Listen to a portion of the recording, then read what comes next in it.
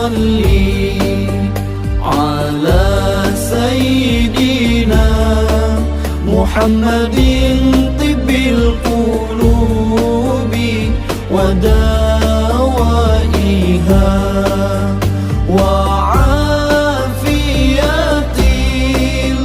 الأبدان وشفائها ونور الأبصار